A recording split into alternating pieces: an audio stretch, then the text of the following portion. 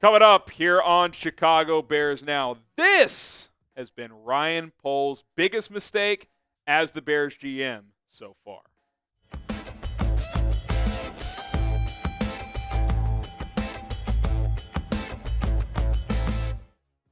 I'm Harrison Graham. Welcome into Bears Now. When you look at Ryan Poles, there's been a lot of good that he's done. Certainly not perfect. Certainly the offensive line could have gotten more attention. But you feel good about how he's turned this roster around. Something you don't feel good about, perhaps his fatal flaw, we'll see if it ends up being that way, is not just hiring Matt Eberflus. You miss on hires all the time. But I think the bigger mistake that Ryan Poles made, and, who knows how involved Kevin Warren and others are, but I think Poles had full autonomy to make this decision, was to keep Matt Eberflus despite the decision to reset at quarterback. I think it was pretty obvious that they were going to trade Justin Fields and draft Caleb Williams as soon as the season was over. Whether we felt that or not, looking back on it, it was pretty obvious. And when you reset at quarterback and your current head coach is a defensive guy with this resume, 3 games into this year adding to this resume, but 10-24 through 2 seasons, 2-10 against the North, isn't it just kind of obvious to just fire the head coach and reset with the new head coach, ideally an offensive guy? That kind of seems like the obvious move. I was saying it at the time, and they didn't do it. And I just hope that history doesn't repeat itself for the Chicago Bears, because we've been here before. We've seen this before, not once, but multiple times. Let's revisit the Mitchell Trubisky experience. Ryan Pace trades up, drafts in number 2 overall. John Fox fired at the end of 2017. Whole new coaching staff, new offense for Mitch having to learn under Matt Nagy, who got hired in 2018. Trubisky gets benched for part of 2020, clearly signaling the end of his era here. Leaves the Bears in free agency in 2021. Well, they kept Matt Nagy around, even though it was pretty obvious they should have fired him when they were going to reset at quarterback. So what do? They trade up. They draft Justin Fields. Matt Nagy and Ryan Pace, I should mention, fired at the end of 2021. So not only a whole new coaching staff and offense to learn for Justin Fields, but a new GM to play under too, where you're under a lot of pressure to deliver. You bring in Matt Eberflus, Luke Getsy as well, Ryan Poles obviously. Give him 2 years with that regime. It doesn't work out, and you trade him after 2023. And it's pretty obvious you're going to reset at quarterback, which you did with Caleb Williams. But once again, you left the prior head coach to stick around with this quarterback knowing this is a pivotal year, and now you wonder, is it happening again? If Flus is fired after this year for a 3rd straight time with a quarterback you've drafted in the first round, this time number 1 overall, you would be pairing your young, talented quarterback with a brand new head coach and offense in year 2 yet again. And I think it's just pretty clear already, and I hope it turns around. It'd be great if it did. But keeping Flus for a 3rd year was a mistake, if we're being honest. It just was. Keeping Matt Eberflus was a mistake. I like Matt Eberflus. He seems like a nice guy. I like the beard transformation. Family man, really likable on Hard Knocks, knows defense, players respect him. I like all of that. But he's not the defensive coordinator. He is the head coach. He's not absolved of the offensive issues. And it just felt obvious. Like, hey, this guy Caleb Williams is pretty talented.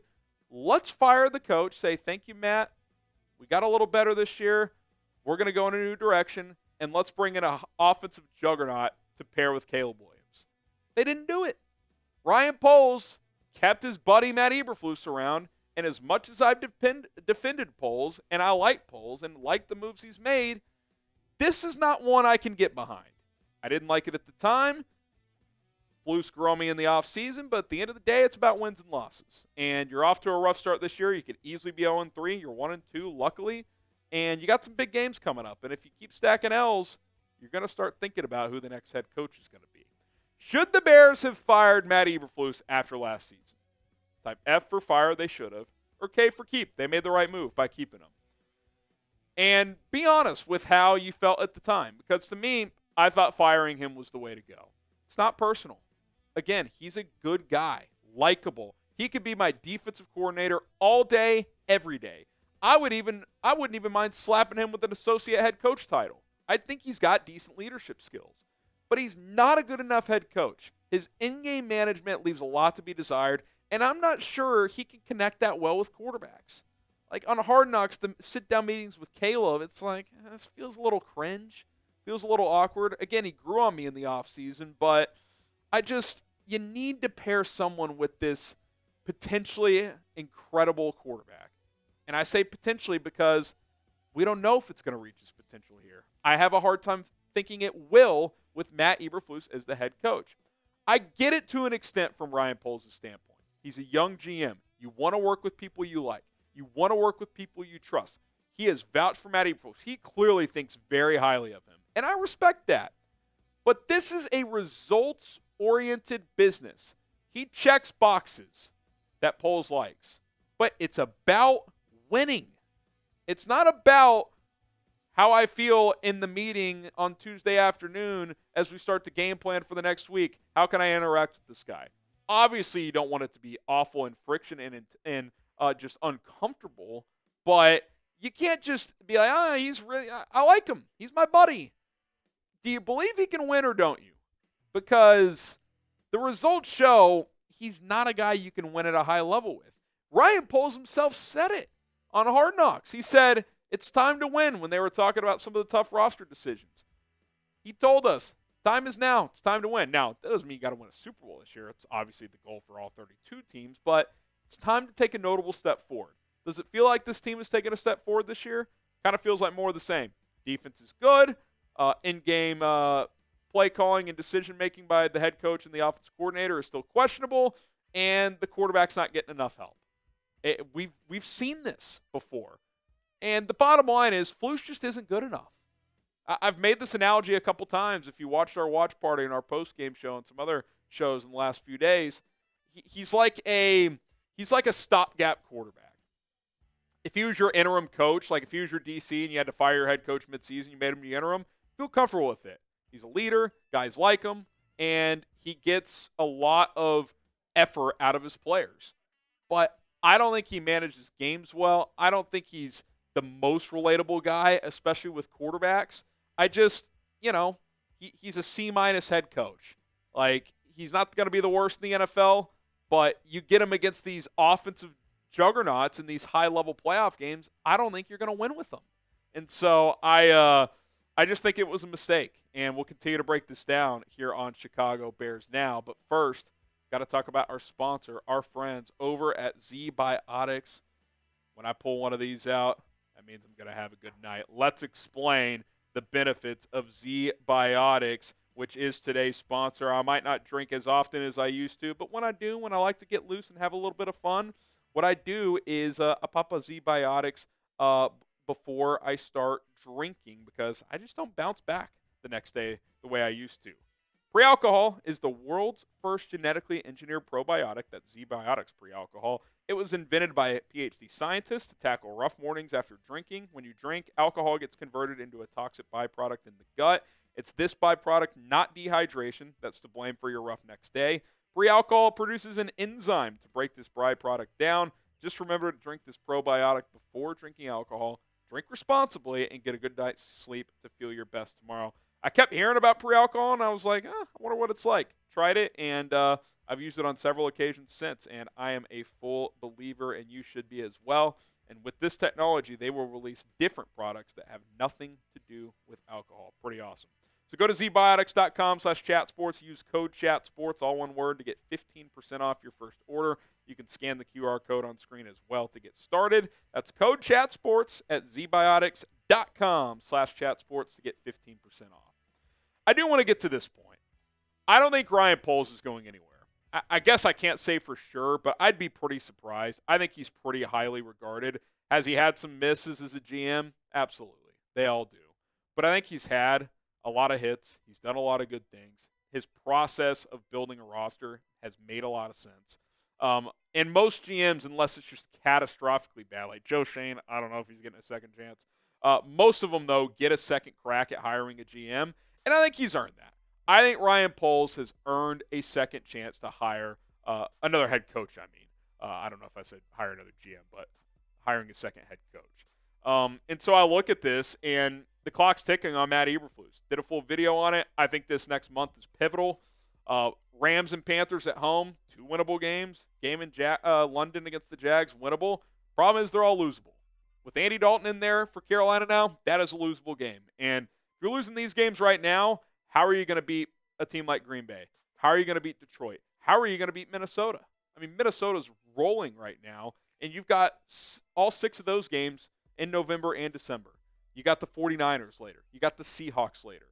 I mean, Washington after the bye week's probably not going to be a cupcake if you keep playing like this. So I really look at this with this upcoming slate and the bye week just 3 or 4 weeks away.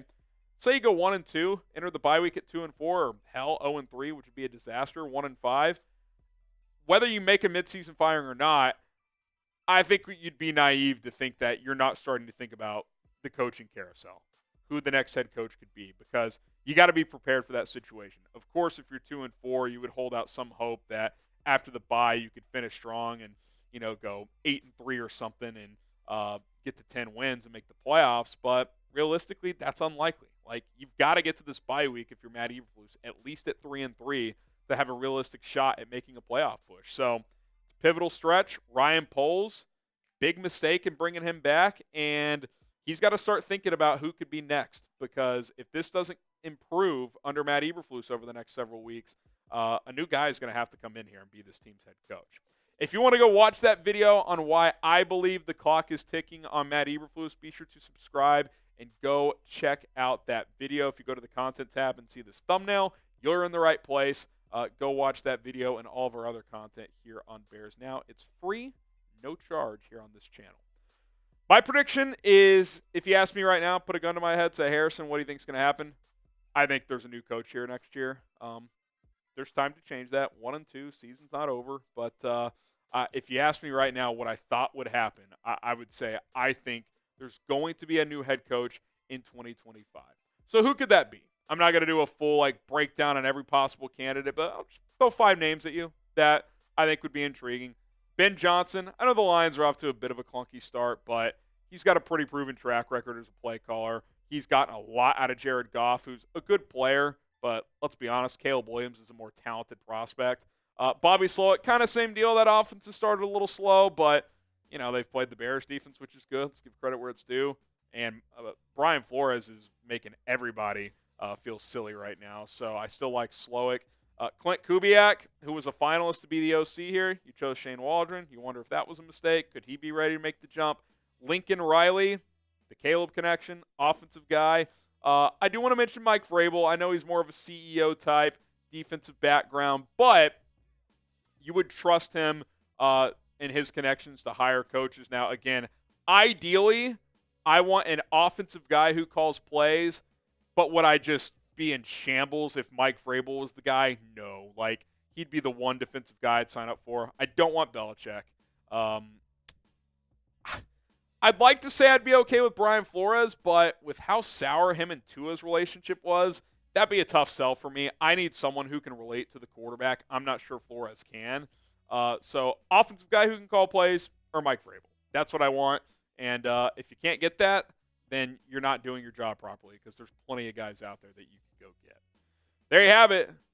Ryan Poles' biggest mistake up to this point as a GM, not trading for Chase Claypool, keeping Matt Eberflus when you decided to draft Caleb Williams. My name is Harrison Graham. Be sure to subscribe for more Bears content.